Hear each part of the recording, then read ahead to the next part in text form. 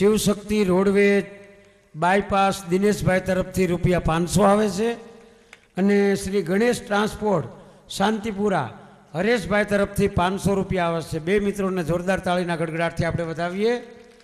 આયોજકના કહેવા મુજબ આપણે કાર્યક્રમ અહીંથી રજૂ કરીએ છીએ।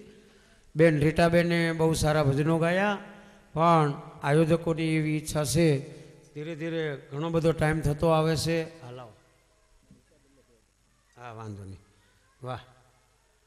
જીવાભાઈ વાળા તરફથી રીટાબેનને ₹1111 ભેટ આવે છે, એટલે બેન રીટાબેન આવીને અને ₹1111 લઈ જા બેન। હાલે બેન, તાળીઓથી બતાવો, આ કલાકારની તમે કિંમત કરો છો અને આવી કદર કરો ને તો કલાકારને કંઈક ગાવાનું અંદરથી જ મજા આવે, બરાબર?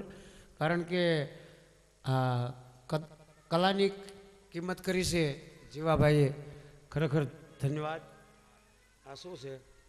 તેજસભાઈ રામસિંહભાઈ બાબરા, એટલે શું એમનું ₹250 આવ્યા, એમ આવી ગયા ને આ ચિઠ્ઠી દીધી એટલે ચોખવડ। એટલે ધીરે ધીરે ટાઈમ પણ ઘણો બધો વધતો જાય છે, ઘટતો જાય છે।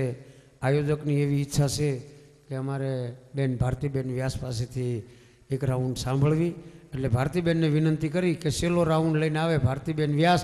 જોરદાર તાળીના ગડગડાટથી પછી કાર્યક્રમને સીધો જ આપણે વિરામ આપી દઈશું, કારણ કે બધાએ ઘણા બધા કલાકારો નીકળી ગયા ને હવે નીકળવાની તૈયારીઓ કરે છે, એટલે ભારતીબેન વ્યાસને વિનંતી કરી આવે, એમને મોજ આવે એવા। જો કે દેશી ભજનિક છે હો, ખાલી દેશી ભજનો સંતવાણી જ કરે છે બેન, અને એના બાપુ યશવંત ભટ્ટના દીકરી છે।